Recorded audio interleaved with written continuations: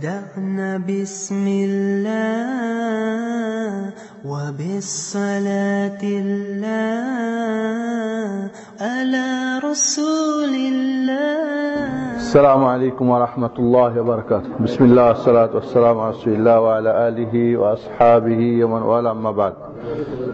أعوذ بالله من الشيطان الرجيم. بسم الله الرحمن الرحيم.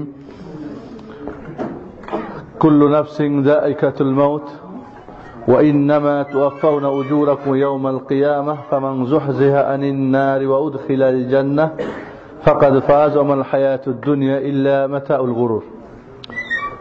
গত সপ্তাহে আমরা সুখী সংসার নিয়ে আলোচনা করার আপনাদেরকে বলেছিলাম। কোন একটা সমস্যার কারণে সেই বিষয়টি নিয়ে আলোচনা করা সম্ভব হচ্ছে না। আজকে একটা ছোট্ট বিষয় আলোচনা হবে, সেটা হল মৃতদেহের ফরিয়াদ। যারা মারা গেছে তারা তাদের আশা কি, প্রত্যাশা কি, তাদের মনের আশা কি করতে চায় তারা। এই পৃথিবীতে মানুষ দুই প্রকার। এক প্রকার মানুষ যারা দুনিয়ার সন্তান, এর আগে আমি বলছিলাম। এক প্রকার মানুষ যারা আখিরাতের সন্তান। যারা দুনিয়ার সন্তান এদের দৌড়টা হলো পিছন দিকে, এরা দৌড়ায় সামনে না পিছনে। আর যারা আখিরাতের সন্তান তারা দৌড়ায় সামনের দিকে।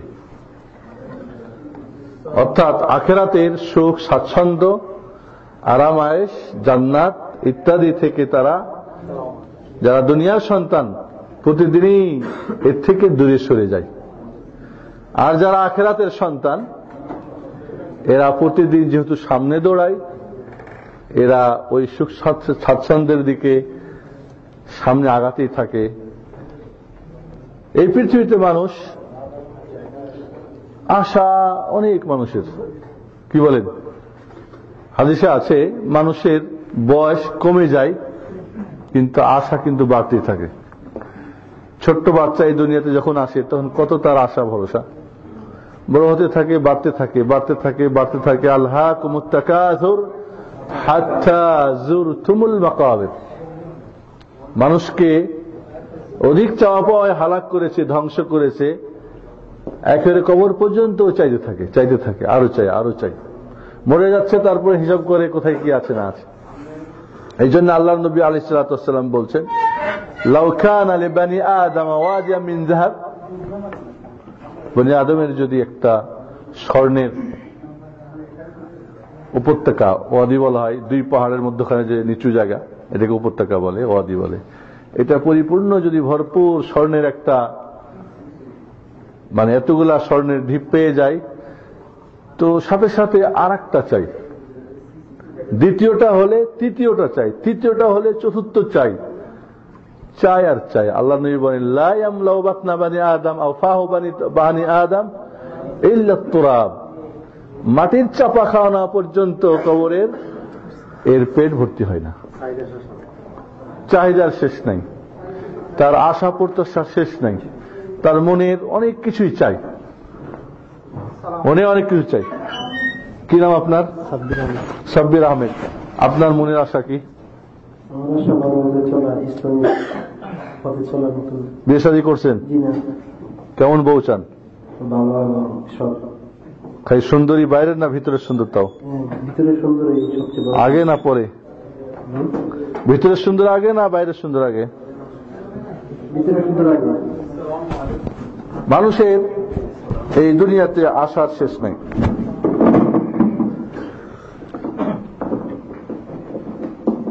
আজকে না,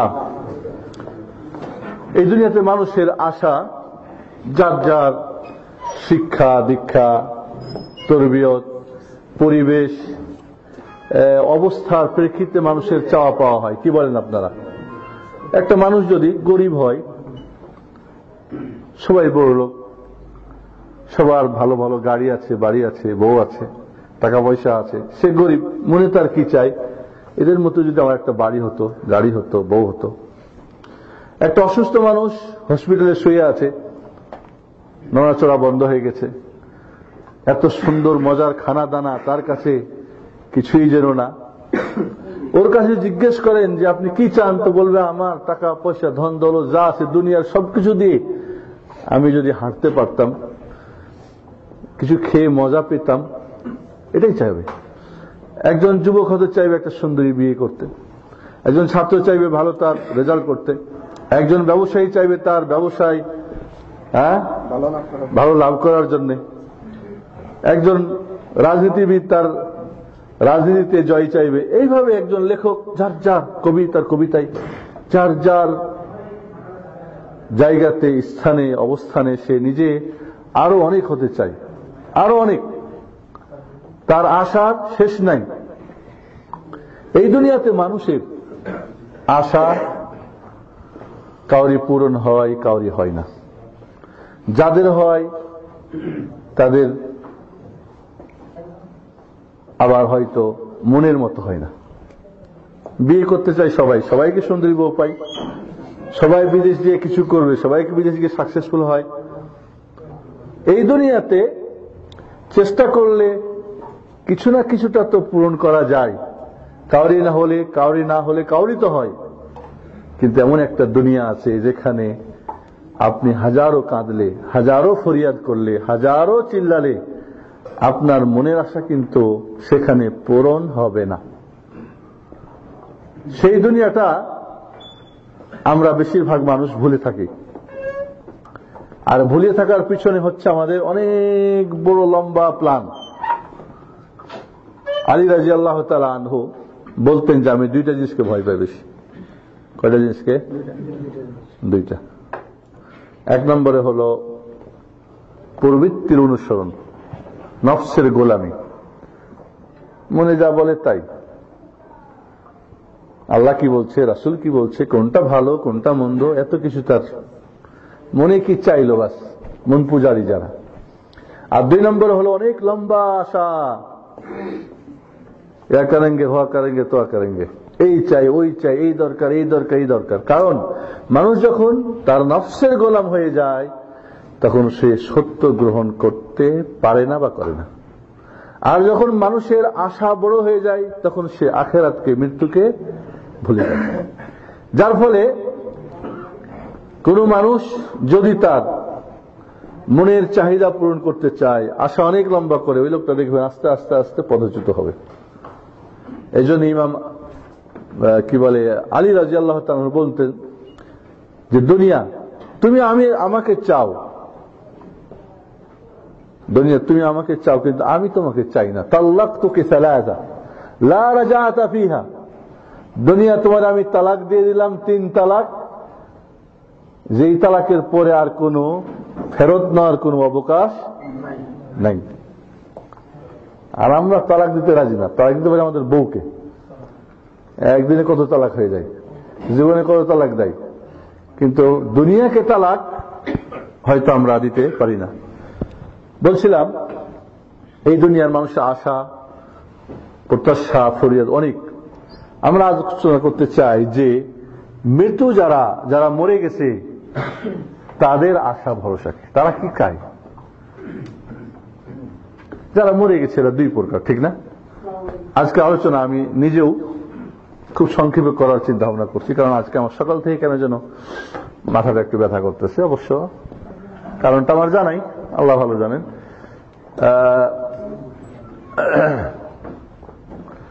কি বলে, যারা ভালো মানুষ তারা কি কবরে যখন চলে যায়, মৃত্যু যখন ঘনিয়ে আসে তখন কি আশা করে? প্রথম যখনই মানুষটা মরে যায়, ভালো মানুষ যেটা নেক মানুষ, ওকে যখন জানা যায়, খাটে যখন জানাজা উঠিয়ে নিয়ে যাওয়া হয় তখন বলে কাদ্দিমুনি কাদ্দিমুনি, আমারে জলদি আমার জায়গায় পৌঁছাও, এই দুনিয়ায় তোমাদের আমি থাকতে রাজি না। কারণ আমার আখেরাত আমি দেখতে পাচ্ছি, আমার আনন্দ, আমার ওখানে আরাম আয়েশ, তাড়াতাড়ি আমার জায়গায় কবরে আমাকে নিয়ে যাও। খারাপ মানুষেরটা পরে আসতেছি। এক নাম্বার, দ্রুত আমাকে নিয়ে যাও। এই জন্য আল্লাহ নবী আলাইহিস সালাম বলছে যে মানুষ মরে যায়, ভালো যদি হয় তবু দ্রুত কবরে নিয়ে যাও, খারাপ হলেও দ্রুত নাও। ভালোটা হলে তার ভালো জায়গায় পৌঁছে দাও, খারাপটা হলে তোমাদের ঘাট থেকে তাড়াতাড়ি কি করে দাও, ফেলাই দাও। তোমাদের দায়িত্ব থেকে ওরে দূর করে দাও। এক নম্বর ফরিয়াদ, মৃত্যু ব্যক্তি যারা নেক হবে, সৎ ব্যক্তি, তারা বলবে দ্রুত। এই জন্যে আল্লাহ নবী বলছেন, মানুষ মরে গেলে কি করা যাবে না, দেরি করা যাবে না, দ্রুত যত দ্রুত পারো ওরে তার জায়গাতে পৌঁছে দাও। 2 নম্বর, জান্নাতি মানুষ যারা ভালো মানুষ, যখন কবরে তাদেরকে শায়িত করা হবে, শুয়ে দেওয়া হবে, দেখবে যেদিকে যত চোখ যাচ্ছে অতটুকুই এত প্রশস্ত তার কবর। জান্নাতের সুখ স্বাচ্ছন্দ্য তার কাছে আসতে থাকবে, জান্নাতের বিছানা বিছিয়ে দেওয়া হবে। এত কিছু দেখে 2 নম্বর ফরিয়াদ করবে আল্লাহর কাছে, ফেরেশতাদের কাছে, বলবে যে আমাকে আমার পরিবারের কাছে ফেরত দাও। আমি ওদেরকে খবরটা দিয়ে আসি যে আমি এত আনন্দে আছি, মজায় আছি। এই ভালো খবরটা আমি যে পাশ করেছি, এই খবরটা দুনিয়ার পাশ হলে তো দ্রুত খবরটা আমরা ছড়াই দিই না, কিন্তু ওখানের খবরটা দেওয়ার মতো আপনার অবকাশ নাই। চাইবে যে আল্লাহ আমাকে ফেরত দাও, আমি খবরটা দিয়ে দিই, কিন্তু সেখান থেকে তো আসার কোন সুযোগ থাকবে না। যখন জান্নাতীরা, নেক মানুষরা যখন মারা যাবে, তার পরিবারকে খবরটা দিতে চাইবে, ব্যাস আমাকে খালি খবরটা দিতে দেন আল্লাহ, আমি খবরটা দিয়েছি, আমি ভালো পাস করছি। 3 নম্বর যেটা ফরিয়াদ করবে, সেটা বলবে যে আল্লাহ তাড়াতাড়ি কিয়ামত কায়েম করো। এই জান্নাতের কত দূর থেকে এর হাওয়া আসতেছে, সুগন্ধি আসতেছে, এর গান আসতেছে, এর আরাম আমি অনুভব করতেছি। তাহলে আসল জায়গাটা কতই না আনন্দের, কতই না মজার হবে।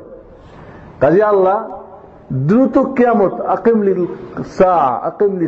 কখন কিয়ামত হবে, কখন কিয়ামত হবে, এটাই প্রত্যাশা এসে থাকবে। তার ফরিয়াদ হবে কি, দ্রুত কিয়ামত অনুষ্ঠিত করো আল্লাহ। এই হবে 3 নম্বর তার প্রত্যাশা। 4 নম্বর, বিশেষ করে যারা শহীদ হবেন, যারা আল্লাহ, এখন তো মাশাআল্লাহ শহীদের ব্যাপারটা আমাদের কিন্তু চিন্তা করে দেখেন, বর্তমানে মুসলমানদেরকে জেহাদের নাম দিয়ে মুসলমানরা মুসলমানকে মারতেছে, এবং কাফেররাও জেহাদ দিয়ে মুসলমানকে মারতেছে। কথাটা বোঝার চেষ্টা করেন। শহীদ যারা হবে, মৃত্যু 2 প্রকার। এর আগে আপনাদের সঙ্গে আলোচনা করছিলাম কি, শুভ মৃত্যু, অশুভ মৃত্যু, কালো মৃত্যু, সাদা মৃত্যু, সবুজ মৃত্যু, আলোচনা করছিলাম কোন সময় আপনাদের কাছে, কারণ কখন যে কোনটা কোন জায়গায় ভুলে যান অনেক সময়। শহীদদের মৃত্যু হচ্ছে সবচেয়ে উন্নত এবং সবচেয়ে উঁচু মৃত্যুর যেটাই হচ্ছে, সেটা হলো কি লাল মৃত্যু। অর্থাৎ শহীদ হয়ে নিজের জীবন, নিজের রক্ত দিয়ে আল্লাহর তাওহীদকে কায়েম করতে গিয়ে, আল্লাহর তাওহীদকে, কালিমা তাইয়্যিবা লা ইলাহা ইল্লাল্লাহ, আল্লাহ ছাড়া আর কারোর ইবাদত হবে না, এইটুক করতে গিয়ে যে নিজে কাফেরদের হাতে মারা যায়, হলো শহীদ। শহীদ যখন মারা যাবে এবং তার ব্যাপারটা, সাধারণ মানুষকে জান্নাতে 2 জন করে হুর দেওয়া হবে, বা 2 জন স্ত্রী দেওয়া হবে, আর শহীদদেরকে দেওয়া হবে 77 জন করে। শহীদদের প্রথম ফোঁটাটা রক্তের মাটিতে পড়ার সাথে সাথে তার জীবনের সব মাফ করে দেওয়া হবে, তবে ঋণ ছাড়া। কোন ঋণ করে থাকলে সেটা মাফ হবে না। যাই হোক, সে যখন দেখবে শহীদের স্পেশাল ব্যাপার স্যাপার কবরে, তখন বলবে আল্লাহ আমাকে ফেরত দাও, 1 বার না, 2 বার না, 10 বার করে আমাকে দুনিয়ায় পাঠিয়ে দাও। তোমার দিনের যারা বিরোধিতা করে, তোমার দিন যারা মানে না, কাফের মুশরিক, বেদিন যারা তাওহীদ মানে না, শিরক করে, কুফর করে, এদের কাছে এদেরকে মারি আর মরি, বারবার আমি মরতে চাই তোমার দিনে, তোমার রাহে, তোমার রাস্তায়। এই তাদের ফরিয়াদ হবে। তাহলে এখানে আমরা 4টা ফরিয়াদের কথা জানতে পারলাম, সবগুলি হাদিস এবং কোরআনের আলোকে। জাবের ইবনে আব্দুল্লাহ কি আল্লাহর নবী রাস্তায় যাচ্ছেন, দেখে মাথাটা খুব নিচু করে হাঁটতেছে। কয় জাবের হয়েছে কি? কয় রাসূলুল্লাহ, আমার বাবা উহুদের যুদ্ধে মারা গেছে, অনেক মেয়ে আমার বোন রেখে গেছে, আর অনেক ঋণ রেখে গেছে। কয় দেখো, আল্লাহ রাব্বুল আলামিন কারোর সঙ্গে কথা বললে ডাইরেক্ট বলে না, তোমার বাবাকে উঠিয়ে ডাইরেক্ট কবরে তোমার আল্লাহ কথা বলছেন, শহীদ এই জন্যে। আল্লাহু আকবার। খুশি হয়ে গেলেন আর বললেন যে তোমার ঋণ টিন যা আছে, তোমার যা খেজুর টেজুর আছে, এগুলিকে এক জায়গায় জমা করে আমাকে ডাক দিবা। আল্লাহ নবী গিয়ে ফুক দিয়ে দিলেন, বরকত হাত রাখলেন, বরকত হয়ে গেল, দিতেই থাকলো। যার যত ছিল সব দেওয়ার পরে দেখে যা ছিল তাই আছে, কমেই না খেজুর। কিসের বরকতে? শাহাদাতের, শহীদের বরকতে। নাম তাহলে নেক মানুষ যারা, তারা তো প্রত্যাশা করবে কবরতে অনেক কিছুই, কিন্তু দুনিয়াতে ফেরত আসতে চাইবে না। এরা কিন্তু দুনিয়াতে আসতে চাইবে না, খবরটা দিতে চাইবে, কিন্তু ওই কবরই তাদের কাছে ভালো লাগবে।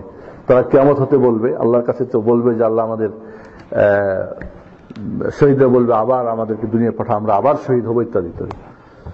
এটা হলো যারা নেক মানুষ তাদের, যারা নেক মানুষ তাদের কবরটা নেক মানুষদের জন্য একটা জান্নাতের বাগান হবে, আর যারা বদকার, যারা খারাপ, তাদের জন্য একটা জাহান্নামের টুকরা হবে।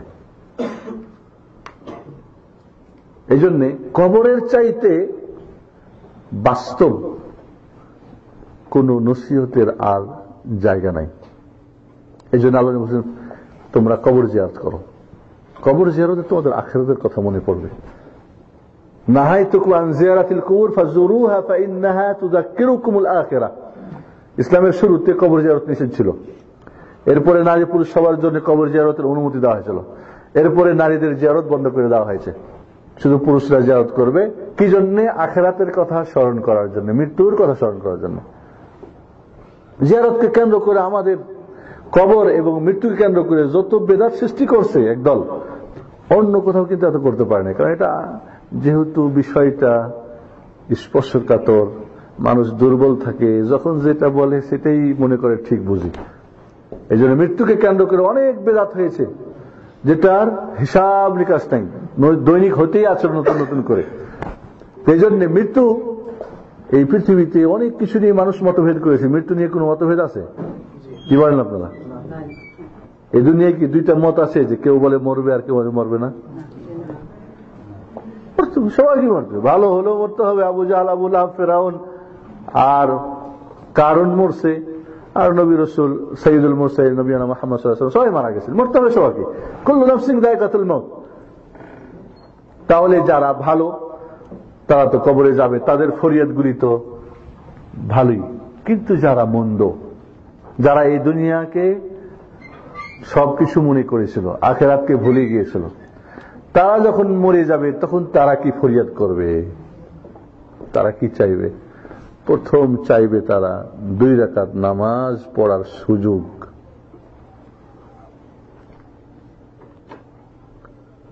আল্লাহ নবী একটা কবরের পাশে যাচ্ছিলেন, সাহাবাদেরকে নিয়ে বললেন যে এই কবরের লোকটা ওই দুনিয়ার সব কিছুর বিনিময়ে, এই দুনিয়াতে যা কিছু বাকি রেখে গেছে এর বিনিময়ে সবকিছু দিয়ে 2 রাকাত যদি হালকা করে নামাজ পড়ার সুযোগ পাইতো, এটাই আল্লাহর কাছে প্রত্যাশা করতেছে, ফরিয়াদ করতেছে। কিন্তু সুযোগ তো দেওয়া হবে না। যখন দেখবে যে নামাজটাই হলো মূল, কারণ আপনাদের আগে বলছি যে আল্লাহ নবী বলছেন আউয়ালু মা ইউহাসাবুল আবদু ইয়াউমাল কিয়ামাহ সালাহ, নামাজের প্রথম হিসাব হবে। নামাজ পাস করলে সব পাস, নামাজ ফেল হলে ফেল। তো কবরে যখন দেখবে যে আরে নামাজটাই তো আসল ব্যাপার স্যাপার, এখানেই তো পাস ফেল, তখন ফরিয়াদ করবে আল্লাহর কাছে যে আল্লাহ 2 রাকাত নামাজ পড়ার আমাকে সুযোগ দাও। কিন্তু সুযোগ দেওয়া হবে না। আমাদের দেশে মরে গেলে নামাজ হয়, তার আগে নামাজ নেই। অনেক লোক আছে এরকম, অর্থাৎ বেনামাজি, কিন্তু মরে গেলে ফের ওকে জানাজা পড়ি, জানাজা নামাজ না বিদায় করা হয়। নাউযুবিল্লাহ।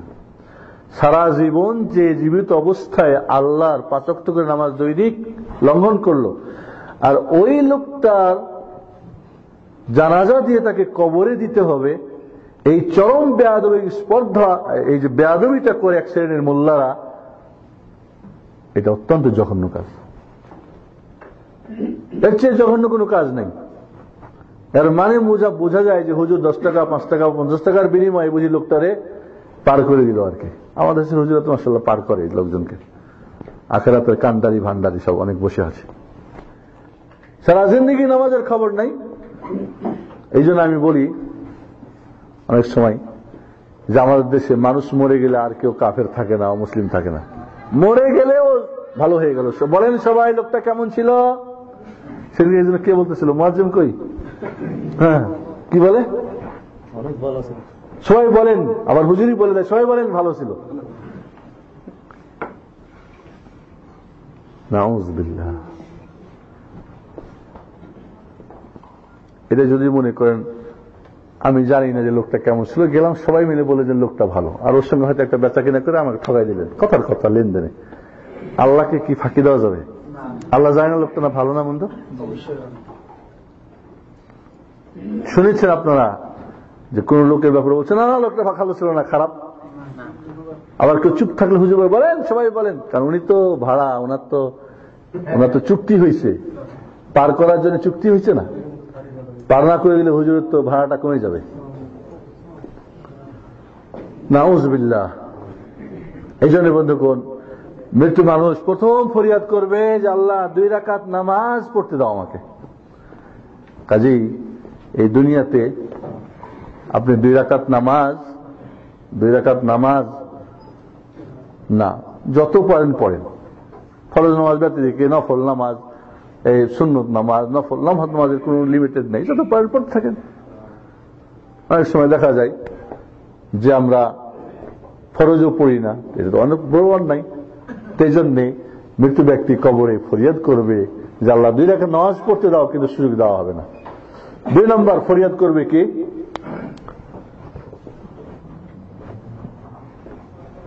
দান সদকা করো। وأنفقوا مما رزقناكم من قبل أن يأتي أحدكم الموت فيقول ربي لولا أخرتني إلى أجل قريب فأصدق وأكن من الصالحين। বলবেন একটু দেরি করো, আমাকে আমি কিছু দান সদকা করে আসি, কিছু খয়রাত করে আসি, কিছু গরিব হেল্প করে আসি, কিছু ইহসান করে আসি, কিছু ভালো করে আসি, কিছু দান সদকা করে আসি, যেটা আমাকে, কারণ দান সদকা মানুষের বিপদ মুক্ত করে, দান সদকা মানুষের কিয়ামতের দিন দান সদকা যারা করেছে আল্লাহকে খুশি করার জন্য ছায়া হয়ে যাবে। যখন 1 মাইল দূরে থাকবে সূর্য, অনেক তাপ হবে, মানুষ ঘামে সাঁতার কাটবে ঘামের এতে পানি সাগরে, তখন ওই সদকা তার কি হবে, তার জন্য একটা ছায়া হয়ে যাবে, ওর নিচে সে থাকবে। তাহলে বলবে যে আল্লাহ আমাকে একটু সুযোগ দাও, একটু দান খেরাত করি, কাজ হবে না, কাজ হবে না। তাহলে বেঁচে থাকা অবস্থাতেই আল্লাহ বলছেন কি যে তোমরা তোমাদের যেই দিন কোন কাজ কিছু আসবে না তার আগেই তোমরা দান করো। من قبل أن يأتي أحدكم الموت فيقول ربي لولا أخرتني إلى أجل قريب فأصدق وأكن من الصالحين। এটা দান খাত করে একটু ভালো লোক হয়ে যেতাম আল্লাহ, একটু ওয়ালা ইউআখিরু নাফসান ইযা জাআ আজালুহা, সময় যখন চলে আসবে তখন একটু আগে পরে হবে না। বলে কুল্লি উম্মাতিন আজাল ফাইযা জাআ আজালুহুম লা ইস্তাখিরুনা সাআতান ওয়ালা ইস্তাকদিমুন। আপনার সময় নির্দিষ্ট করা আছে, 1 সেকেন্ড আগে পরে হবে না। তখনই আপনার মালাকুল মউত ফেরেশতাকে পুরো দুনিয়া যদি বলেন যে নাও বাবা আমার একটু সুযোগ দাও, কাজ হবে না, 1 সেকেন্ড আপনাকে দেরি করবে না, সাথে সাথে আপনাকে নিয়ে যাবে। তাহলে মৃত্যু ব্যক্তি ফরিয়াদ করবে যে আল্লাহ আমাকে একটু সুযোগ দাও, আমার তো অনেক টাকা পয়সা রেখে আসছি, অনেক ছিল, অনেক কিছু, আমি একটু দান খাত করি না, সুযোগ নাই, খালাস। 3 নাম্বার ফরিয়াদ করবে যে আল্লাহ আমাকে একটু সুযোগ দাও, আমি ভালো হয়ে যাব, আর দুনিয়াতে গিয়ে ব্যবসা বাণিজ্য, বউ বাচ্চা, টাকা পয়সা, ধন দৌলত, রাজনীতি, অর্থনীতি, সমাজনীতি এইগুলি ফরিয়াদ করবে না। ফরিয়াদ করবে যে আমি গিয়ে লাআল্লি আ'মালু সালিহা ফীমা তারাকত, রব্বিরজিউন লাআল্লি আ'মালু সালিহান ফীমা তারাকত কাল্লা। সূরা মুমিনুন আল্লাহ বলছে 99 নম্বর আয়াতে, কাল্লা লা, বলবে যে আল্লাহ পাঠিয়ে দাও, আমাকে একটু ভালো হওয়ার চান্স দাও, আমি 1 চোখের পলকও তোমার উল্টা চলবো না, এবার সিধা চলবো, ভুল করছি। আল্লাহ বলবেন কাল্লা লা, কাল্লা তোমার এই সুযোগ হবে না, এই ধরনের কথা বলবা কিন্তু কোনো কাজ হবে না তোমাদের, কিয়ামত পর্যন্ত, হওয়ার আগ পর্যন্ত কবরেই থাকো। আমি ওয়ারাইহিম বারযাখুন ইলা ইয়াউমি ইউবআসুন, কোনো বুদ্ধি নাই ফেরত যাওয়ার। তাহলে চাইবে কি করতে? ভালো হওয়ার জন্য, আমাকে ফেরত দাও আল্লাহ, লাআল্লি আ'মালু সালিহ, আমি নেক আমল করবো, আমি খারাপ করেছিলাম এখন ভালো করব, এইভাবে ফরিয়াদ করবে মৃত্যু ব্যক্তিরা। 4 নম্বরে মৃত্যু ব্যক্তিরা প্রত্যাশায় থাকবে, আরে কেউ আমাকে কিছু যদি আমার জন্য করত আর আমার এখানে সব চলে আসতো। কারণ এই দুনিয়াতে যদি ভালো কিছু করে যাই তাহলে সেটা সব কবরে পৌঁছবে, নিজেরটা অন্যরাও যদি করে সেটাও পৌঁছবে, এবং সে বুঝতে পারবে যে এখন আমার নেকি বাড়ছে, পাপ কমছে। কিন্তু যারা পাপ করে মরে গেছে, ফিল্ম বানাইছে 10টা 100টা 20টা, সারা দুনিয়ার মানুষ ফিল্ম দেখতেছে, কবরে পাপ পৌঁছতেছে না? পৌঁছে না। মান সান্না সুন্নাতান সাইয়্যাতান ফাআলাইহি বিজরুহা ওয়া বিজরু মান আমিলা বিহা ইলা ইয়াউমিল কিয়ামাহ ওয়া লা ইয়ানকাসু মিন উজুরিহিম শাইআ। যে খারাপ কিছু করে গেছে, খারাপের ওস্তাদ, চুরি করা শিখে গেছে, বিড়ি খাওয়া শিখে গেছে, ভাং খাওয়া শিখেছে, গাঁজা খাওয়া শিখেছে, বাটপাড়ি করা শিখেছে, কত ধরনের ওস্তাদ আছে এখন। এরা মরে যাবে, এদের কবরে যত সাগরিদরা খারাপ কাজ করবে সবার যত পাপ হবে, ওর একাই ততগুলি পাপ তার ঘাড়ে চাপবে প্রতিদিন। এই জন্যে কাবিল হত্যা করেছিল হাবিলকে, ঠিক না? পৃথিবীতে যত হত্যাকাণ্ড ঘটবে প্রত্যেকটি হত্যার সমান পাপ কাবিলের ঘাড়ে চাপবে, কারণ সে প্রথমেই খারাপ কাজটা করেছে। কিন্তু যদি আপনি ভালো কাজ করে যান, তাহলে ভালো কাজ যত মানুষ করবে আপনার দেখে বা আপনার মাধ্যমে পেয়েছে, সবার সমান নাকি আপনার কবরে গিয়ে পৌঁছবে। মুহাম্মদুর রাসূলুল্লাহ সাল্লাল্লাহু আলাইহি ওয়াসাল্লাম এই দাওয়াত করে নিজে দাঁত ভেঙে, মাথা ফাটাই, না খেয়ে, কষ্ট করে, কাফেরদের নির্যাতন, শারীরিক, মানসিক, অর্থনৈতিক, সামাজিক, পারিবারিক, দৈহিক সবকিছু বরদাস্ত করে তিনি আমাদের জন্য পরিপূর্ণ দিন রেখে গেছেন। এই দিনের হেদায়েতে যত মানুষ আসবে, সমস্ত মানুষের যত নেকি হবে, একাই মুহাম্মদুর রাসূলুল্লাহ সাল্লাল্লাহু আলাইহি ওয়াসাল্লামের কবরে তাই সওয়াব হবে। কারণ আল্লাহ বলেন, মান দাল্লা আলা খায়রিন ফালাহু আজরু মিসলু ফাইলিহি। যে কোনো ভালো কাজের দিকে মানুষকে আহ্বান করবে, যারা এই কাজ করবে সবার সমান নাকি যে ওস্তাদ তার কাছে তার কবরে পৌঁছবে। তো এই দুনিয়াতে এখন ভালো ওস্তাদ খুব কম, কি বলেন আপনারা? মন্দের ওস্তাদ। কোরআন পড়তে চলো, আজকে সারাদিন আপনাকে বলেছে কেউ যে চল কোরআন পড়, এই শীত বহুত বাংলাদেশে পাঠাই দে 5,000 টাকা 10,000 টাকা গরিবের জন্য। ভালো কাজের নেই, মন্দ কাজের অনেক ওস্তাদ। এই জন্যে মৃত্যুরা ফরিয়াদ করবে, আশা করবে, প্রত্যাশা করবে আমাদের জন্য কেউ যদি কিছু পাঠায়। মুশকিল হলো আমাদের যে কাজগুলি করলে কবরে সওয়াব পৌঁছবে নিজেও করে যায় না, আর যে সন্তান ছেলেমেয়েরা তারাও করে না।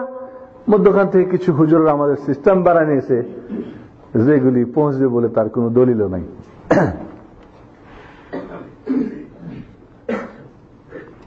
আমাদের এর আগমনে একদিন প্রশ্ন উত্তরে আমি সংক্ষেপে বলছিলাম, কবরে যিনি মৃত ব্যক্তি মরে গেছে, যে তার নিজস্ব কর্মফল পৌঁছবে। মানুষ যখন মরে যায় তার আমল বন্ধ হয়ে যায়, কিছু আমল বাদ দিয়ে। আল্লাহ নবী বলেন, ইজা মাতাল ইনসানিন কথা আমাল হইলা মিন সালাসা।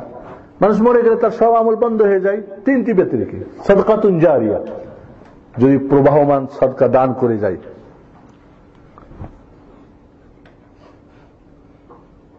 মসজিদ বানিয়ে দিয়ে গেছে একটা, আমার দেশের মসজিদ বানিয়ে কি হবে? প্রতিদিন ওখানে মিলাদ হচ্ছে আর বেদাত করতেছে, সব পৌঁছবে। আর বেদাতের পাপ পৌঁছবে না?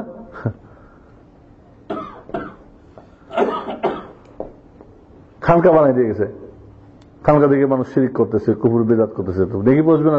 ও তো মনে করছে খুব ভালো কাজ করে গেছে। এই জন্য আল্লাহ নবীকে জিজ্ঞেস করা হয়েছে যে সবচেয়ে উত্তম দান কি, তো বলছেন পানি পান করার ব্যবস্থা করে দেওয়া। একটা গরিবকে টিউবওয়েল দিলেন, বা যে এলাকায় পানি নাই গভীর নলকূপ বসাই দিলেন। একটা কোরআন কাউকে গিফট করলেন, যতবার পড়বে এই কোরআন নাকি আপনার পৌঁছে থাকবে। না, যদি মসজিদ বানাতে পারেন সত্যিকারই সেখানে নবী সাল্লাল্লাহু আলাইহি ওয়াসাল্লামের তরিকায় নামাজ হয়, সুন্নতি কাজ হয়, কোরআন হাদিসের দার্স হয়, ওখানে বসে সাল্লাহ লাগাইবে, জিলাপি খাইবে, আর উল্টা পাল্টা বেদাতি আর রসুলের সুন্নতকে জবাই করবে আর বেদাতের প্রচার করবে, ওখান থেকে তো আপনার নেগে যাবে না, পাপ যাবে কবরে। তাহলে সত্যি যদি আপনি এমন সদকা করে যান যেটা চলমান, স্থায়ী কোনো দান করে গেছেন, কোন গরিবকে একটা গাড়ি কিনেছেন, ও সারা জিন্দগি তার পরিবার ওটা নিয়ে তার একটা হালাল রুজির ব্যবস্থা হয়েছে ইত্যাদি। এমন জ্ঞান চর্চা করছে যে জ্ঞান চর্চার মাধ্যমে মানুষ উপকৃত হয়, দুনিয়ার হোক বা দিনের হোক। দিনের কোন শিক্ষার আলো ছড়িয়ে দিয়ে গেছে বা দুনিয়ার কোন শিক্ষা ছড়িয়ে গেছে যার মাধ্যমে মানুষ উপকৃত হয়েছে। তো যত মানুষ উপকৃত হবে সবার স্বভাব তার কবরে পৌঁছে থাকবে। আওয়ালাদুন সালিহুন লাহু, অথবা নেক সন্তান ছেড়ে গেছে যে তার জন্য দোয়া করবে। বলে নাই কিন্তু নেক পীর রেখে গেছে, হুজুর রেখে গেছে, ইমাম রেখে গেছে, খতিব রেখে গেছে, বক্তালা। ওয়ালাদুন সালিহ, আপনার নেক সন্তান যে আপনার জন্য দোয়া করবে। এই জন্য আমাদের যখন আমরা নেক সন্তান রাখতে পারি নাই তখন আমরা ভাড়াটিয়া হুজুরদের কাছে দৌড়াদৌড়ি করি। ভাড়া হুজুর ডেকে নিয়েছে, বাস বছরে দু একবার বা মৃত্যুর দিন বা জন্মের দিন বা কিছু একটা রমজানে বা শবে বরাতে করে নিয়ে ছেড়ে দিলাম, বাস শেষ। এর চেয়ে অপদস্থ আর কেউ নেই। নিজের বাবার জন্য দোয়া করবে, ভাড়াটিয়া হুজুর নিয়ে এসে দোয়া করে আমিন আমিন করে। এর চেয়ে অপদস্থ কোন সন্তান হতে পারে না। মুসলিম নামের কলঙ্ক এরা, যে নিজে নিজের বাবার কবর জিয়ারত করতে পারে, নিজের বাবার জন্য দোয়া করবে এটুকু জানে না। এটা কেমন কথা? আল্লাহ নবী আলাইহিস সালাতু ওয়াস সালাম কি সাহাবা ইকরাম কি ডেকে ডেকে নিয়েছেন সবার কবর জিয়ারত করার জন্য, খতম পড়াবার জন্য? আল্লাহ নবী কোন সময় কাউকে সাথে করে কবর জিয়ারত করেছেন? কোন প্রমাণ আছে? তাহলে দল দল বাইন্দা একেবারে নিজের সৎ সন্তান যে দোয়া করবে তার জন্য।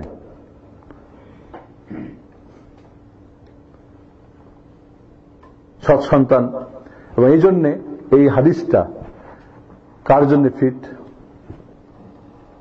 মুহাম্মদুর রাসূলুল্লাহ সাল্লাল্লাহু আলাইহি ওয়াসাল্লাম এমন ইলম রেখে গেছেন, জ্ঞান চর্চা করে গেছেন, সারা দুনিয়ার মানুষ উপকৃত হচ্ছে না, হয় না? তিনি সদকা জারিয়া করে গেছেন। এটাই সদকা জারিয়া, এগুলি চলমান চলতি আছে। এবং পৃথিবীর যত উম্মত আসবে মুসলিম সবাই তার সন্তান, তারা সবার জন্য সবাই তার জন্য দোয়া করছে। যখন আপনি দুরূদ পাঠ করতেছেন আল্লাহুম্মা সাল্লি আলা মুহাম্মাদ ওয়া আলা মুহাম্মাদ, এটাই দুরূদ, রাসূলের জন্য দোয়া করতেছেন আপনি।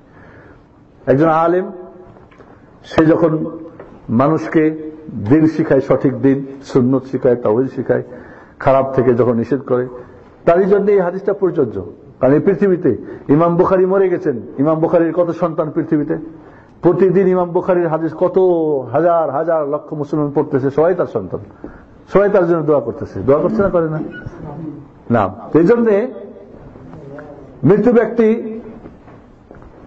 কর্মফলের মধ্যে আরো হচ্ছে সৎ সন্তানরা যত কিছু করবে সমপরিমাণ নেকি বাবা মা কবরে পাবে। আপনি যদি আপনার সৎ সন্তান রেখে যান, ও হজ করবে, ওর হজের সন্ন্যাসী আপনি পাবেন। ওমরা করবে, নামাজ পড়বে, কোরআন পড়বে, যা কিছু করবে সব। ওয়াল্লাইসা লিল ইনসানি ইল্লা মা সাআ, মানুষ যা নিজে পরিশ্রম করে তারই ফল পায়। এবং হাদিসে আছে সন্তানরা বাবা মার পরিশ্রম। এই জন্য আপনি যদি সব সন্তান রেখে দিতে পারেন, ও যত কিছুই ভালো করবে। এবং এর আগে আপনাদের একবার বলছিলাম যে আপনি আপনার সন্তানকে কিছুই যদি দিতে না পারেন, একটা দিবেন, একটা জিনিস দিবেন, সেটা হলো আপনি নিজে সৎ হবেন, ব্যাস, আর কিছু দেওয়া দরকার নেই। ওয়াকানা আবুহুমা সালিহা, ওয়াকানা আবুহুমা সালিহা। এবার আপনাদের ঘটনা এমন, আমরা তোমাকে আলোচনা করছিলাম, গাভীর ঘটনা আলোচনা করি নাই যারা?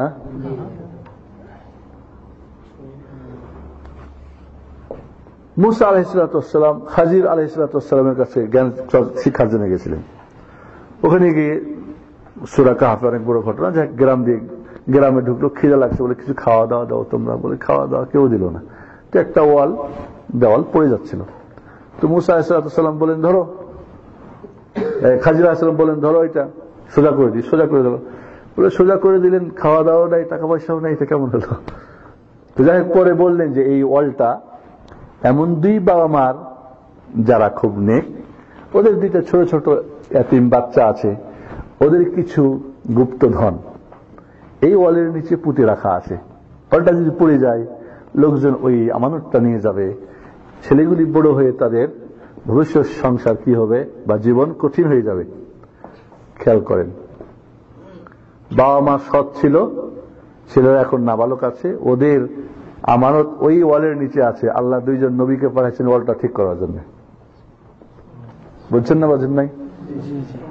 আপনি যদি নেক হন তো আপনার সন্তানের জন্য ওরকম লোক পাঠিয়ে দিবে, যখন যা প্রয়োজন তার ব্যবস্থা হবে।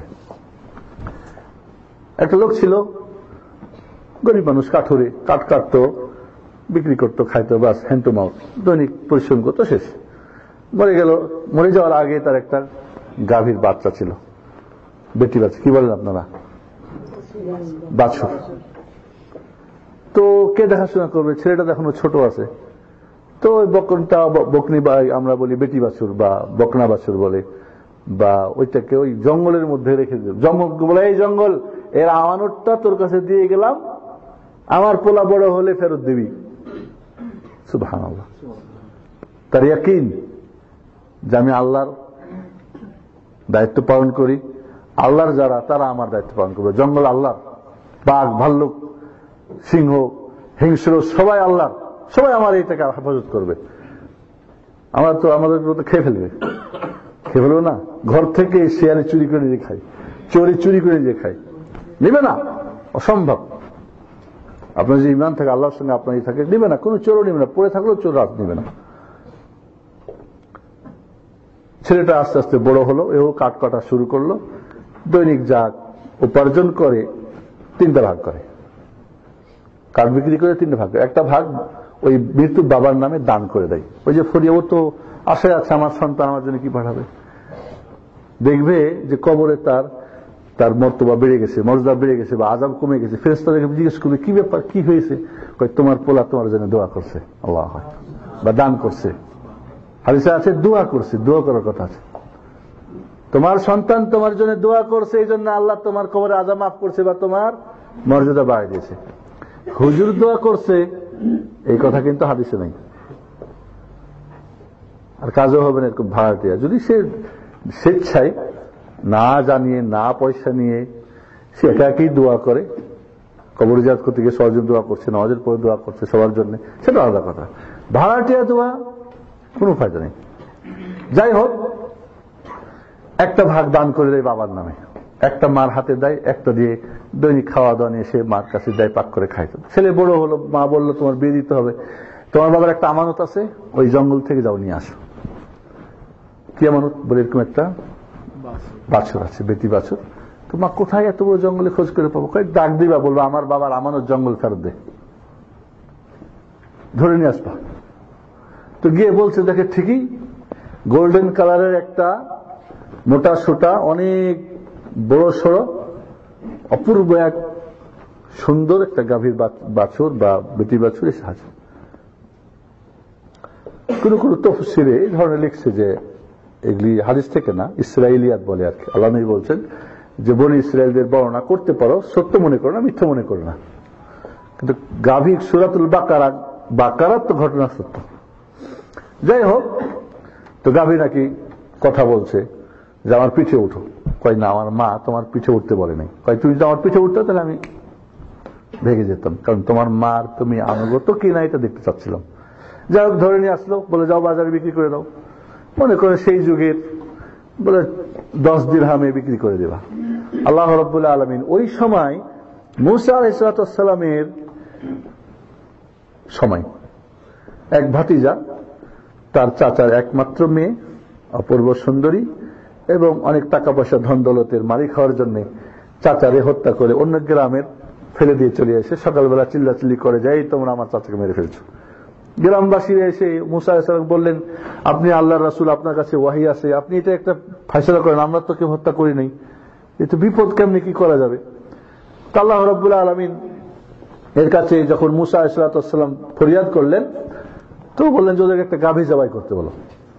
তো এরা প্রশ্ন শুরু করলো, গাভীটা কেমন, রং কেমন, বোড়া নাক, বয়স কম, এই সেই ইত্যাদি ইত্যাদি। যাই হোক, ওদেরকে একটা বর্ণনা দেওয়া হলো যে গোল্ডেন কালারের একটা গাভী, সফরা ফাকিউন লাউনুহা তাসুরুন নাযিরিন, যে দেখবে তারই মনটা নেচে উঠবে, আরে কি সুন্দর গাভী, না বুড়া বুড়ি আর না কম বয়সের, এটা দিয়ে কোনো কাজ কাম করা হয় নাই, একেবারে তার শরীরের মধ্যে কোনো খুঁত নেই, নিখুঁত। এরা এদিকে তালাশ করা, যাও এটা নিয়ে আসে, এটা জোগাড় করলে তারপরে এরা তালাশ করা শুরু করলো। এ তো বাজারে নিয়ে গেছে গাভী বিক্রি করার জন্য।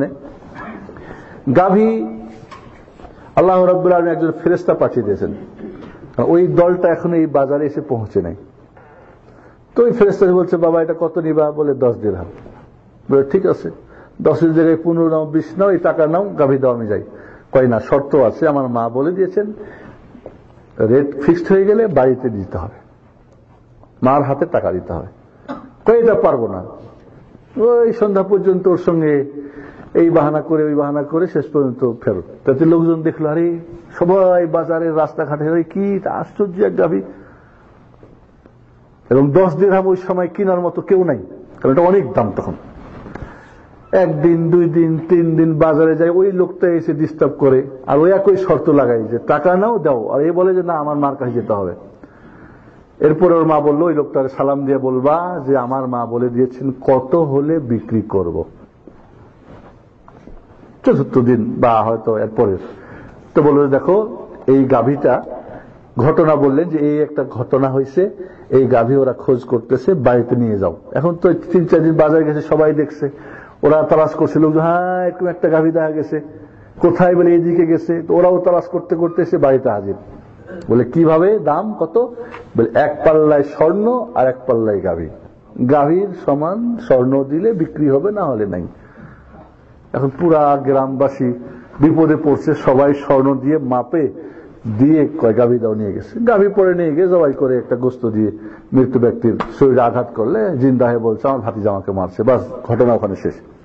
এদিকের ঘটনা কি, একটা গাভী পরিমাণ স্বর্ণ কয় মণ? এখানে যে গরুগুলা জবাই করে কয় মণ করে ওজন একটা? বাংলাদেশের গাভীর কথা বলতেছেন আপনি? এখানে একটা গাভী 15 মণ পর্যন্ত গোস্ত হয়। নর্মাল গরু যেগুলি 7-8 মণ করে গোস্ত হয়, এরকম যে এই সাইজের যেগুলি এখানে,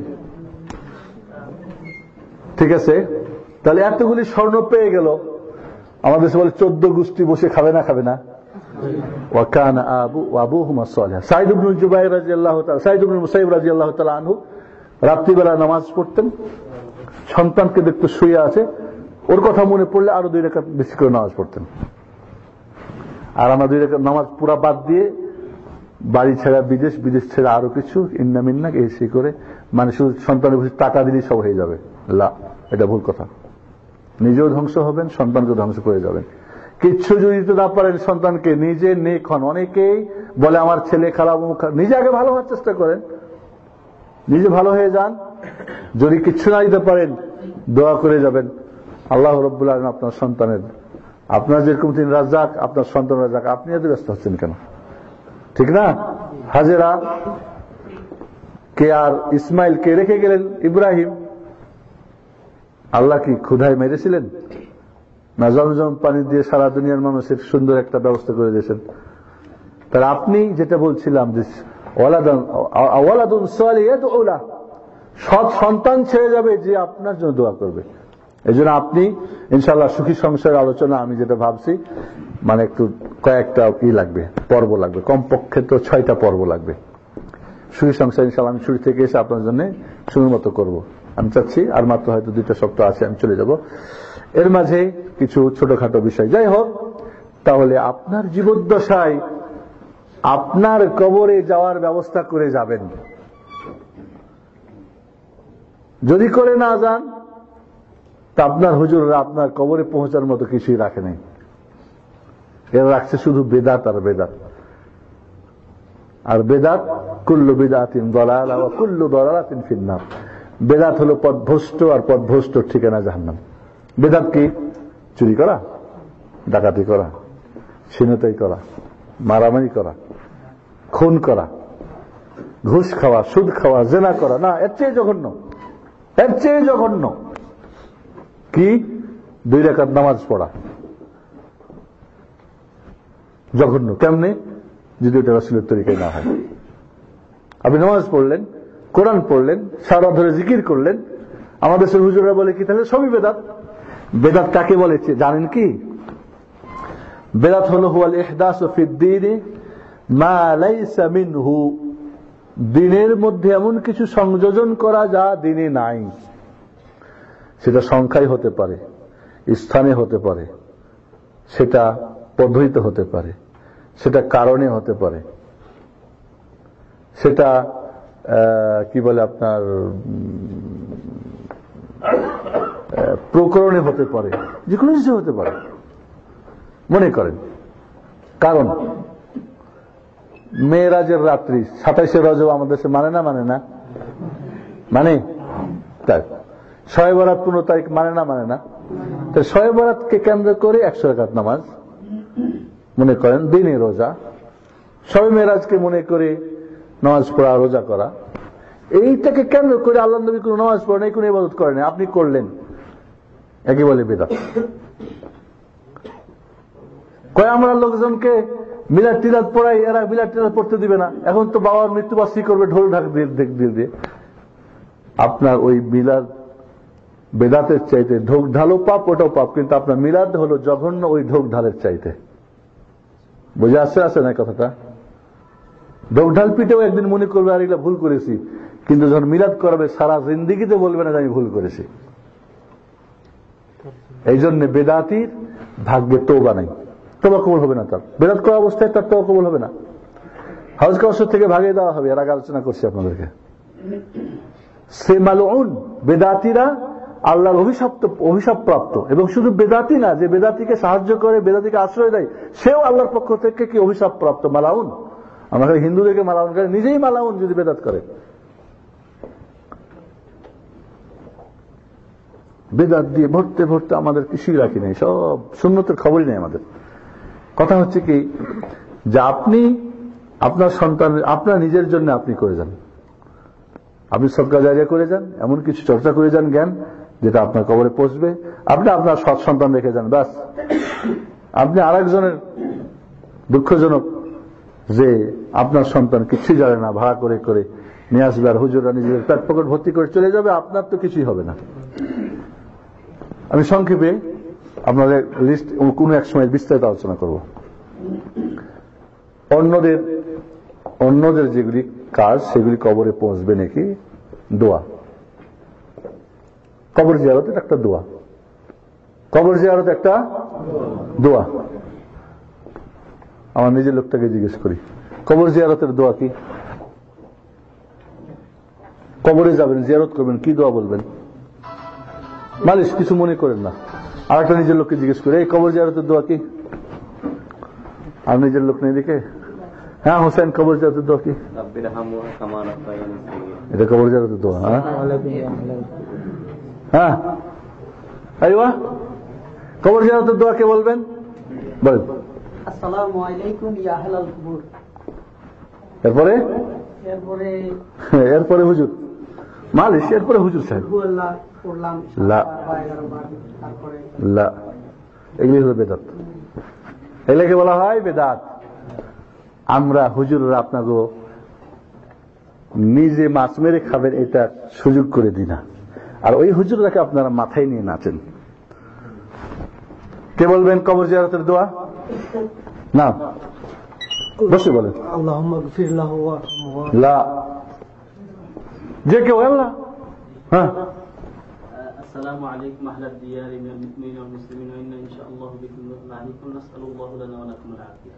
আহসান। মুসলিম শরীফের দোয়া, এটা হচ্ছে কবর জিয়ারতের দোয়া। কেন জানে ও? ইসলামিক সেন্টারে পড়ে, তাই।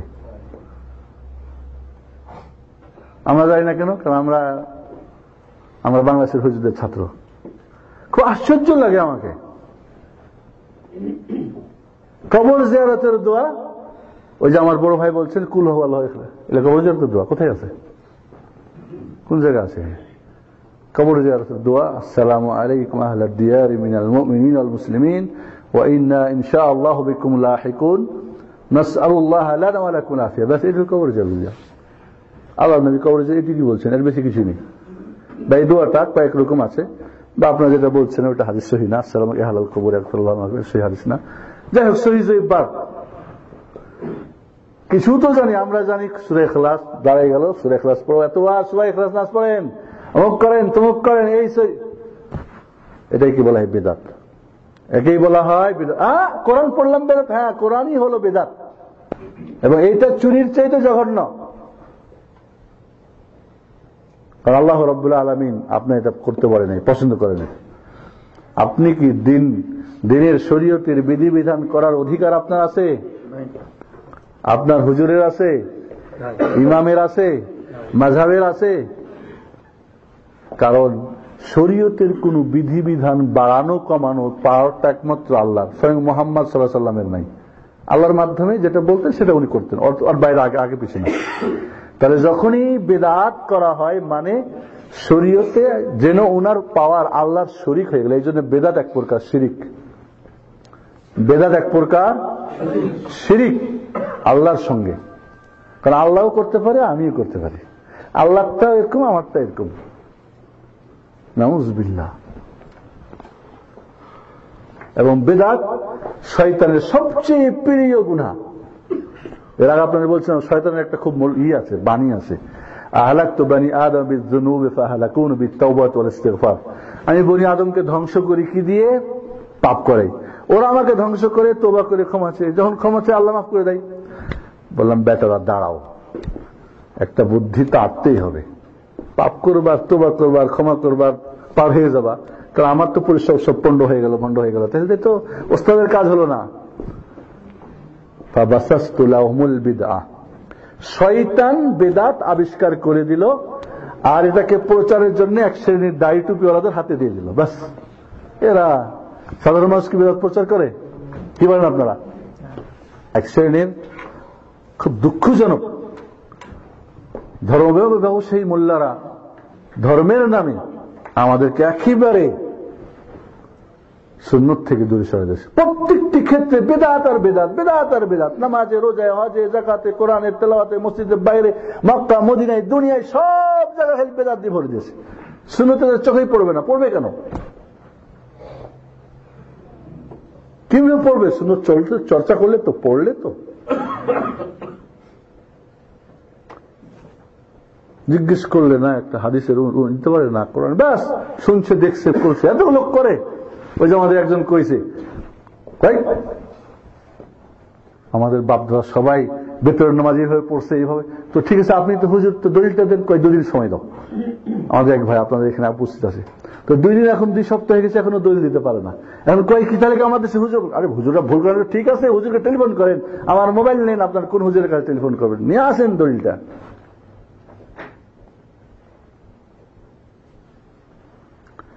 শয়তানের আবিষ্কার করা পাপ হলো বেদাত। মানে সারা জিন্দিগি, এর আগে বলছি মনে আছে আপনাদের, সারা জিন্দিগি জান্নাতের আমল করবে, অর্থাৎ নামাজ পড়বে, রোজা করবে, হজ করবে, যাকাত দিবে, জিকির আজকার করবে, দাওয়াত করবে, তাবলীগ করবে, মানে খালি জান্নাতেরই কাজ করবে।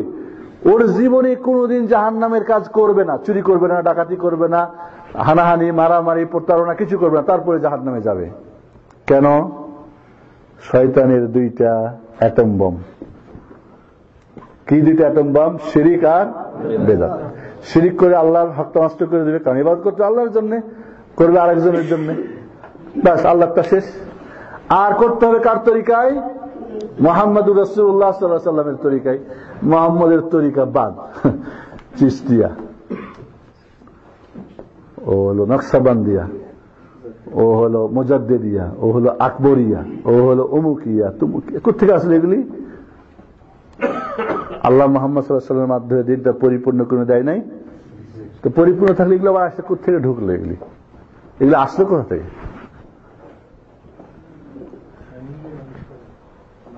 নাম আমরা মনে করি কি বেদাত, বেদাত মানে মনে হয় খুব খারাপ কিছু না। বেদাত নামাজ পড়া হলো বেদাত। আপনি রবির তরিকায় না থাকে, কোরআন হাদিসে না থাকে, এমন কিছু করেন, সেটাই বেদাত। সেটা হজ হোক, উমরা হোক, যে কোনো। তাহলে বেদাত বলা হয় নেকির উদ্দেশ্যে, আল্লাহকে পাওয়ার জন্য, জান্নাত পাওয়ার জন্য, দিন মনে করে, সওয়াব মনে করে, অধীর আগ্রহে সারা রাত জেগে জেগে চোখের পানি ফেলে ফেলে। আমরা একটা প্রশ্ন করি, মালিশ। একজন দুধ খেয়ে যত মজা পায়, দুধ খাই বেচারা, আরেকজন মদ খেয়ে মজা পায়, কার মজাটা বেশি বলেন তো? হ্যাঁ, কার মজাটা বেশি?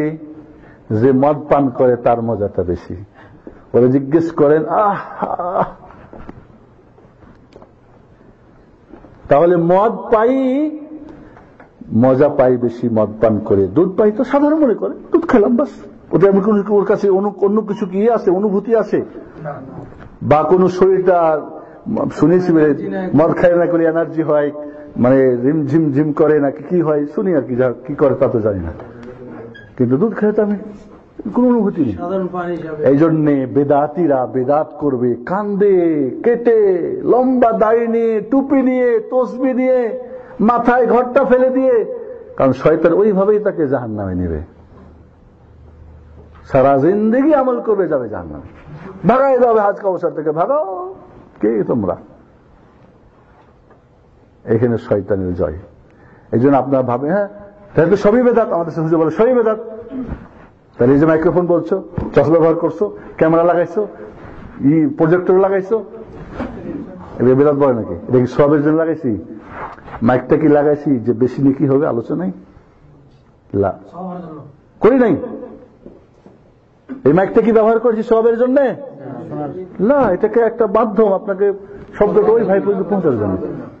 তাহলে বিমানের চড়ে হজে যাবো না বেটা, বিমানের চড়ে এসে কি হজ বেশি নেকি হয়ে মনে করছি আমরা? ওটা দিন মনে করছি। তাহলে কোথায় বেদাত? বেদাত কাকে বলে আগে জানো। বেদাত হলো মান আমিলা আমালান লাইসা আলাইহি আমরুনা ফাহুয়া রাদ।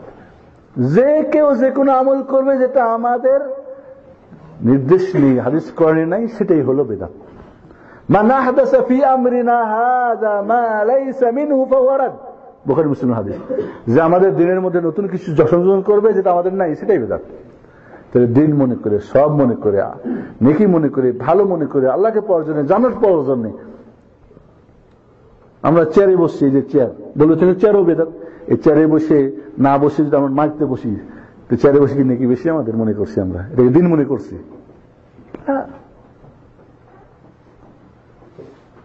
তাহলে দিন মনে করে যেটা কথা সেটাই হলো বেদাত। বাকি দুনিয়ার টেকনোলজি কত কিছু আসবে, দুনিয়ায় কত কিছু হবে, সাহাবাদের যুগে হয়েছে, পরবর্তী হয়েছে টেকনোলজির মাধ্যমে সব এগুলি। তাহলে মাদ্রাসা বেদাত, ও বেদাত, এইভাবে আমাদের হুজুররা সাধারণ মানুষ কি করে বুঝায়, তাহলে সবই বেদাত। এটা বেদাত কাকে বলে আপনি কি জানেন? বেদাতের সংজ্ঞাটা কি, ডেফিনেশনটা কি? মা হুয়াল বাহিয়াল বিদা, আগে বুঝতে হবে না? না তো আপনি না বুঝলে তো আপনারা একটা কিছু বুঝাই দিয়ে দিবে। দোয়া খবরে পৌঁছবে, যে কেউ খালেজ ভাবে দোয়া করবে, টাকার জন্য না, কোরআন পড়ে না, যে কেউ দোয়া করবে মায়েতের জন্য। এই জন্য কবর জিয়ারত, কবরস্থান আপনি যাবেন, দোয়া করবেন, সমস্ত মায়েতরা সব হবে। আপনি বলেন আল্লাহ এই কবর এখানে যারা শুয়ে আছে বা যত মৃত্যু, আল্লাহ নবী আলাইহিস সালাম বলছেন যে কোন ব্যক্তি যদি এই দোয়া করে, আল্লাহ প্রতিটি মুমিন নারী পুরুষকে ক্ষমা করে দাও, তাহলে যত মুমিন নারী পুরুষ আছে ততগুলি নেকি তো এই ব্যক্তিকে দেওয়া হবে। আমি যদি এখন বলি আল্লাহ আমাকে, আল্লাহ সমস্ত মুমিন নারী পুরুষ, জীবিত মৃত, জিন ইনসান সবাইকে ক্ষমা করে দাও,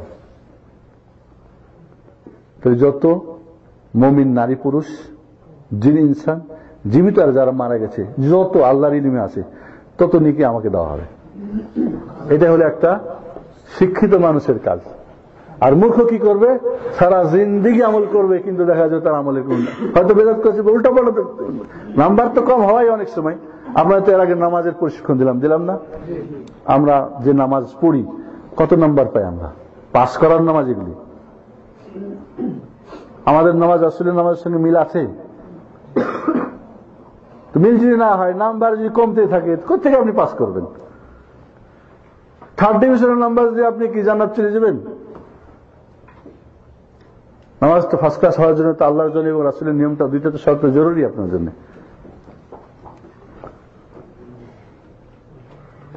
আমার মনে হয় কয়টা বাজলো? হ্যাঁ না, এখন শেষ করে দেবো। যাই হোক, আপনাদেরকে আবার যেহেতু আলোচনা আসছে, আবার এরপরে দোয়া কবরে পৌঁছবে, দান সদকা যদি করেন মৃত্যু ব্যক্তির নামে পৌঁছবে। তবে দান সদকা কোথায় করবেন?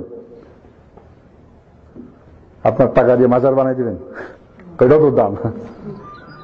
খবরদার, সবচেয়ে দান সরকার নিকটতম আত্মীয় স্বজন যারা গরিব মিসকিন তাদেরকে দেবেন, এরা হকদার বেশি। ডবল নেকি, একটা আত্মীয়তার নেকি আর একটা হলো দানের নেকি। সবসময় নিজের আত্মীয় স্বজন দিয়ে শুরু করবেন। আব্দুল্লাহ ইবনে মাসউদের স্ত্রী জাইনাব দান করবে, তো আব্দুল্লাহ মাসউদ বলে, আমি আমার ছেলে মেয়েরাই তো গরিব, আমাদেরকে দান করে দাও। কইটা কেমন কথা, তুমি না আমার স্বামী এর না বাচ্চা? কয় চলো রাসূলের কাছে। কয় রাসূলুল্লাহ, আমার স্বামী আব্দুল্লাহ ইবনে মাসউদ এই ধরনের কথা বলতে। কয় হ্যাঁ, এটাই উত্তম, দিয়ে দাও। কি দাও, গরিব, ওখানে এদের শুরু করো। তাহলে স্ত্রী স্বামীকে দান করতে পারে, ছেলে বাবাকে দান করতে পারে প্রয়োজনে, ভাই ভাইকে করতে পারে, বোন বোনকে করতে পারে। আমাদের মধ্যে এই জিনিসগুলির প্রচন্ড অভাব। আমরা মনে করি হুজুরকে দিতে হবে। আরে বাবা রে, হুজুর। অনেকেই মনে করে কি না, ভালো লোক পাওয়া যায় না। ভালো লোক আপনাদের হুজুররা ভালো লোক সবাই। মনে রাখবেন, যদি ফরজ যাকাত হয় অথবা ফিতরা হয়, এটার জন্য মুসলিম হওয়া শর্ত। বাকি আম সাধারণ দান কাফেরকেও যদি দেন তাও নাকি পাবেন, জায়েজ আছে, অসুবিধা নেই, কোনো অসুবিধা নেই। কাজে আমরা মনে করি হুজুরা নিয়ে কি করে আপনার টাকা দিয়ে? কি করে তারা? খানকা বানায়, মাজার বানায়, তো আপনার পাপ জারি হলো। তাহলে দোয়া, দান, সদকা, হজ করেন নাকি পৌঁছবে, ওমরা করেন মৃত্যু একটা নামে পৌঁছবে, মৃত্যুদের ফরিয়াদ পূরণ হবে। আপনি যদি তার রোজা বাকি থাকে, ফরজ রোজা আদা করলে রোজা নাকি পৌঁছবে। ঋণ থাকে, ঋণ পরিশোধ করেন, পৌঁছবে। আপনি তার নামে কুরবানি করেন, কুরবানি পৌঁছবে। কথা হলো 8 নম্বরে যদি গোলাম আজাদ করেন, তাহলে সেই গোলাম আজাদের নেকিটা কবরে পৌঁছবে। 8 শ্রেণীর কথা হাদিসে আছে। কবরে আযাব হয় না শান্তি আমরা দেখি কি? এটা অদৃশ্যের ব্যাপার। আযাব দেয় কে? আল্লাহ। মাফ করে কে? আল্লাহ। আল্লাহ কোনটা দিয়ে মাফ করবে জানার পদ্ধতি কি? তার রাসূল মুহাম্মদ সাল্লাল্লাহু আলাইহি ওয়াসাল্লাম। আর তার মুহাম্মদ সাল্লাল্লাহু আলাইহি ওয়াসাল্লাম কি এখন আমাদের কাছে আছেন? নাই। তিনি রেখে গেছেন কি? কোরআন ও হাদিস। নাম কোরআন হাদিস পড়েন, এখানে যেটা আছে ওইটুকুই। এই কাজগুলি আমরা সবাই করতে পারবো না? পারবো না? মুয়াজ্জিন, তোমার বাবার জন্য দোয়া করতে পারবে না? দান করতে পারবা? হজ উমরা কথার কথা, কুরবানি পারবেন না? আল্লাহর নবী আল্লাহ রাব্বুল আলামিন এমন কিছু দিয়েছেন যেটা সবার জন্য সম্ভব। কারণ সবারই বাবা মারা যাবে, সবারই আত্মীয় মারা যাবে, সবারই দাদা মারা যাবে। আমি আমার বাবার জন্য, আপনি আমার বাবার জন্য, সবাই করবো। মানুষ এই পৃথিবীতে সবাই সমান হবে না, সবাই শিক্ষিত হবে না, সবাই বেশি জানবে না, কিন্তু এই কাজগুলো তো সবাই করতে পারবে। কিন্তু যখন আমরা এগুলিকে বাদ দিয়ে কোরআন খতম, তখন তো হুজুর ছাড়া তো হবে না। আমি তো খতম জানি না, অমুক খতম, তো হুজুর ছাড়া তার হবে না। চেহলাম করতে হবে। কি করতে হবে? কুলখানি করতে হবে। ফাতেখানি আবার কি? কুলখানি কি? এগুলো তো হাদিস কোরআনে নেই, এগুলো তো আর পড়ে পাবেন না কোথাও। তখন তো হুজুর ভাড়া করা দরকার। যেগুলি আল্লাহ রাসূল আমাদেরকে দিয়েছেন সেগুলো আমরা করবো।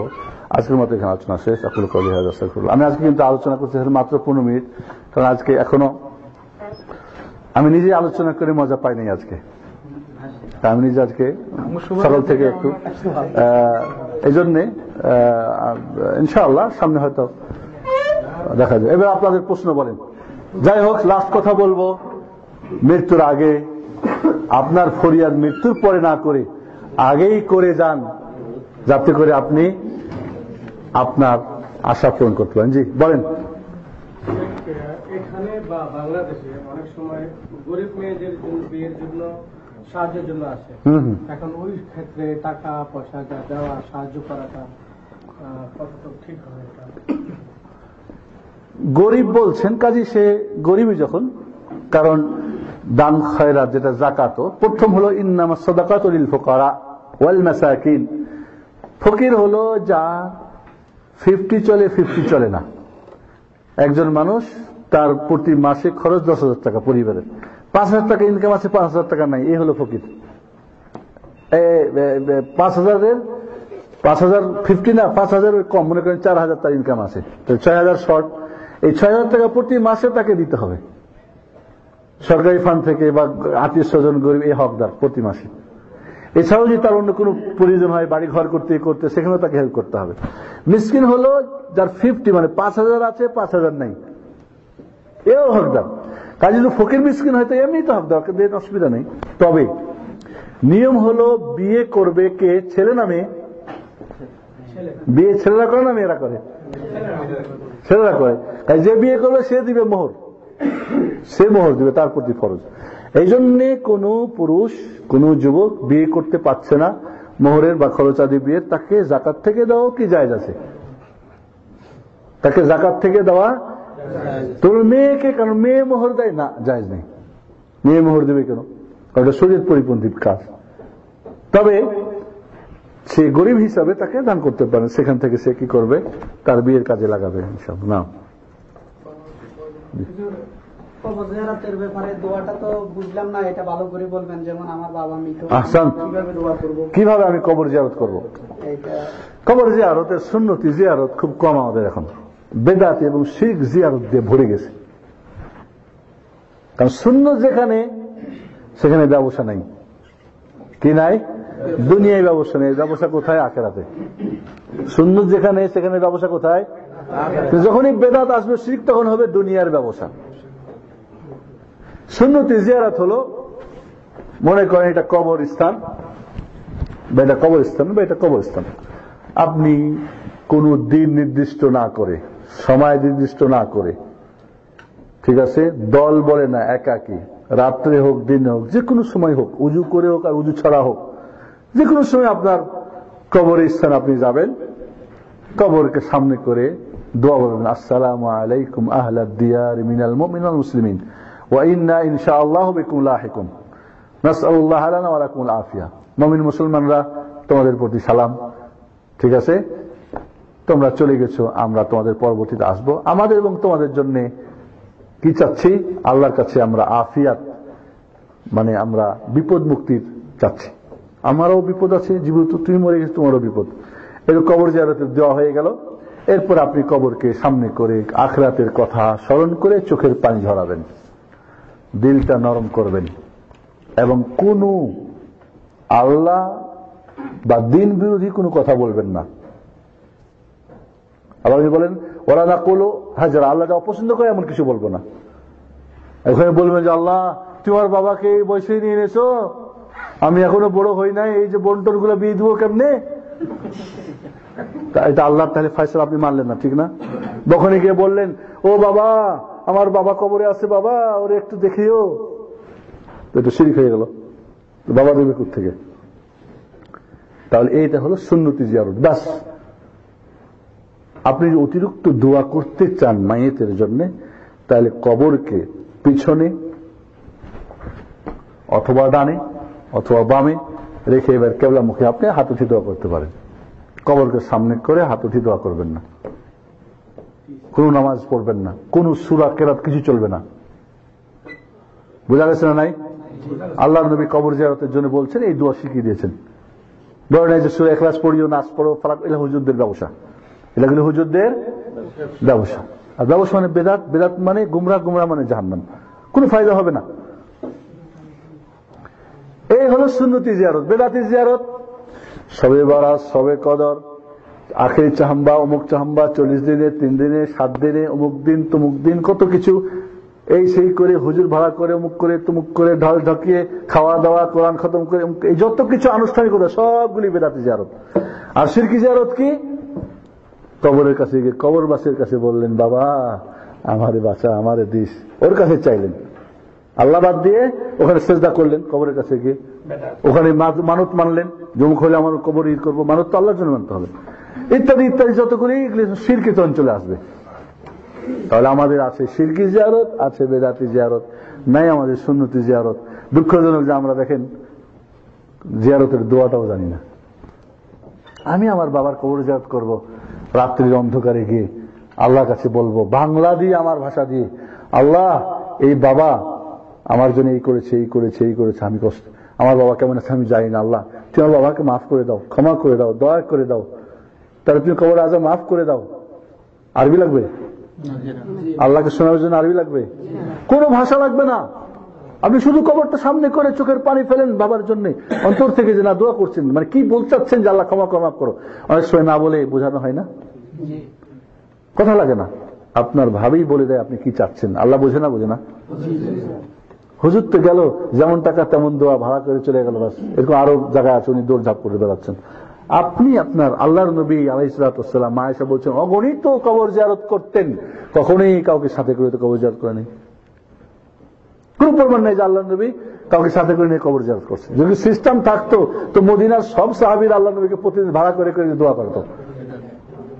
বেদাত দিয়ে ভরে দিয়েছে এবং মৃত্যুকে কেন্দ্র করে এত বেদাত বেশি, যেটা করে, কারণ এটা মৃত্যুর ব্যাপারটা খুব কি বলে আপনার ভারাক্রান্ত ব্যাপার, মানুষ একটা থাকে, যখন যে হুজুরে যেটা কইছে ওটা হয়েছে, ওইটাই বেদাত। সদকা করলে কবরে যাবে, কোরআন পড়লে যাবে না কেন? এটা কি তোমার বাবার ঘরের? এটা হইবে, এটা করবো, এটা না, এটা তো কোরআন দিনের ব্যাপার। মুহাম্মদুর রাসূলুল্লাহ সাল্লাল্লাহু আলাইহি ওয়াসাল্লামের কোন সাহাবী, কোন তাবী কেউ কোরআন পড়ে পড়ে বক্সাতো? কোন প্রমাণ আছে? যেগুলি আছে সেগুলি সবাই করতে পারবো, করি না কেন? কোন ভাড়াটিয়া সিস্টেমে যাবেন না। এইখান থেকে আমার কবর জিয়ারতের উদ্দেশ্য দুইটা, একটা মৃত্যু ব্যক্তির ফায়দা, একটা আমার। মৃত্যু ব্যক্তি যেহেতু আমি এখান থেকে দোয়া করতে, পৃথিবীর যে কোনো জায়গা থেকে দোয়া করতে পারি, পারি না? পারি না? কবরে যাওয়া উদ্দেশ্য মৃত্যু ব্যক্তির, আসল না আমার। কবর জিয়ারত করে আশ্চর্য হই, অনেক সময় দেখি আমরা কবরস্থানে গল্প করতেছে, মাটি হচ্ছে, কোন অনুভূতি নাই। কেন কবর জিয়ারত, কেন আপনার জানাজা, কেন মাটি, কেন এটা ফরজে কিফায়া? যাতে করে মানুষ মৃত্যুর কথা স্মরণ করে। আল্লাহ রাসূল বলেছেন আকসিরু যিকরা হাযিহিল লাযযাত, মৃত্যু যে তোমার জীবনের সমস্ত আনন্দ ফুর্তিকে শেষ ভেস করে দিবে, তাকে বেশি বেশি করে স্মরণ করো। মাথা ব্যথা একটু করলো, ইয়ার আশা, আল্লাহ নবীর মাথা ব্যথা করলে আয়েশা বুঝি মরে যাবো আমি, শেষ আমার বুঝি। আর আমাদের পা দুটা কেটে করে গেলে তারপরে বাঁচা যায় কিনা। এই জন্য কথা হচ্ছে কি যে আমাদেরকে মৃত্যুর ব্যাপারটা বেশি বেশি স্মরণ করি। নাম এখানে যেন কে একটা হাত খাইছিলেন? নাম আমরা জাকাত আত্মীয় স্বজনরা দেবো বা প্রতিবেশী, তারা যদি সুদের উপরে লাগে তাদেরকে কিন্তু এটা জায়েজ হবে না। আপনি যদি জানেন, আপনি যদি জানেন যেই টাকা দিলে মদখোর মদ খাবে তো দিবেন না, তবে তার ছেলে মেয়েরা তার মদ খায় না, তাদেরকে দিবেন। ওর হাতে দিবেন না, ছেলে মেয়েদের হাতে দিয়ে দিবেন, বা তাদের যা প্রয়োজন তা কিনে দিয়ে দিতে পারেন। না, এরকম যদি আপনি জানেন তো দিবেন না, কারণ আল্লাহ বলছেন তাআউনু আলাল বিররি ওয়াত তাকওয়া।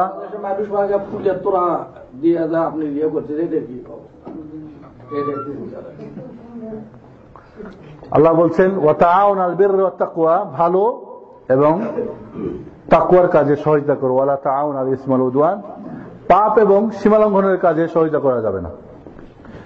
একজন আমাকে এক ডাক্তার কয়েকদিন আগে প্রশ্ন করছে, কয় আমার এক আমার বলে আমার বোন আমেরিকারই পাইছে, কি পাওয়া যেন পাইবে না, এখন সবাই মিলে যাবে, এখন টাকা টুকি লাগে, তো আমার কাছে চাইছে টাকা। তো বলছে সে এখন টাকা আমি দিব না, কারণ আমি জানি ওইখানে গেলে আল্লাহ ভালো জানেন দিনের যেহেতু কোনো শিক্ষা দীক্ষা ভালো নাই, মানে হয়তো আমার বোন বা আমার ভগ্নিপতি এরা হলে এদের পরে ছেলেমেয়েরা মানে নিউ জেনারেশন একেবারে ভিনিশ হয়ে যাবে, এরপরে এই কাজে সহায়তা করা আমার জায়েজ হবে কিনা? না, জায়েজ হবে না, জায়েজ নেই। বলেন যে মক্কায় হজ করতে যাস তো টাকা দেবো, যা না। ফুলের তোড়া দেওয়া,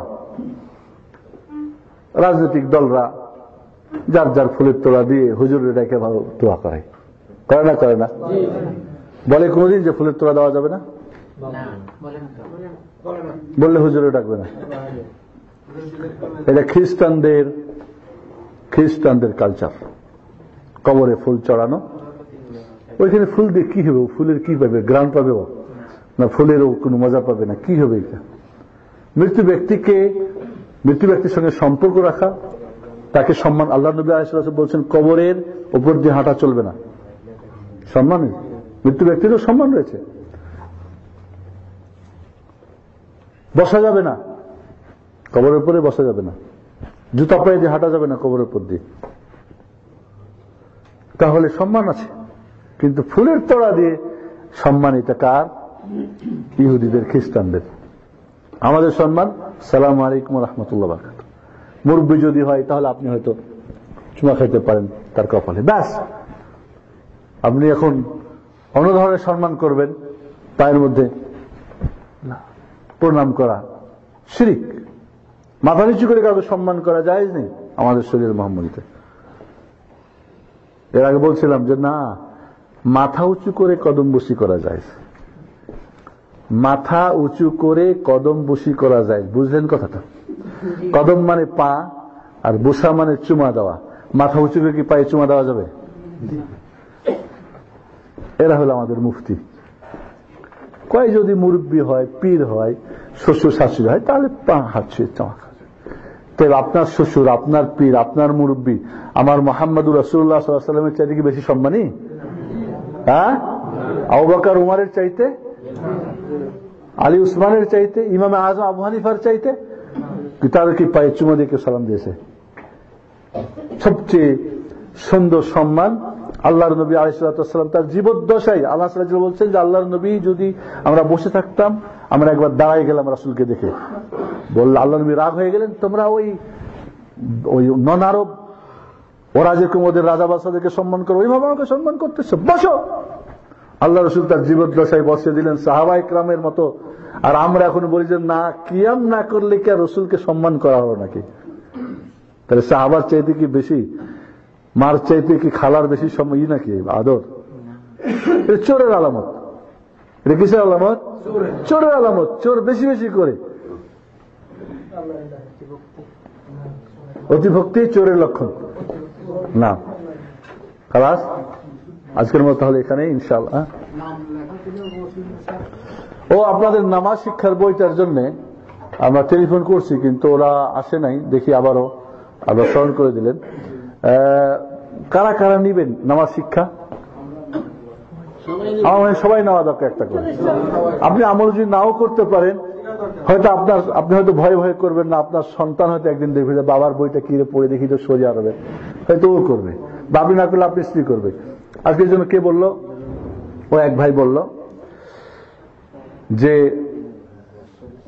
এক আমার দেশের আলেম, এক পীরের মুরিদ, তোমার স্ত্রীকে শিখাচ্ছেন যে দেখ, যখন ইবাদত করবা তখন তোমার কলব আমার পীরের দিকে, আমার পীর, তার পীর, তার পীর, তার পীর, তারপরে আলী, ফাতেমা, মোহাম্মদ, তারপর আল্লাহ কাছে পৌঁছবে। তখন কয় আমি আল্লাহ ইবাদত করবো, আল্লাহ আমার অন্তর্যামী, সরাসরি আল্লাহ করবো। এতগুলো অন্তরের মাধ্যমে কোথাও যদি বাদ পড়ে যায় তো তোমার হুজুরের সব তো মরে গেছে। না না না, আল্লাহর ওয়ালি মরলে তার কাফের হয়ে যাবে। আল্লাহর ওয়ালিদেরকে মরা মৃত্যু মনে করলে এরা কাফের হয়ে যাবে, বেদিন হয়ে যাবে। শেষ পর্যন্ত যাই হোক, এখন তার স্ত্রী কয় না, তোমার এটা আমি মানি না।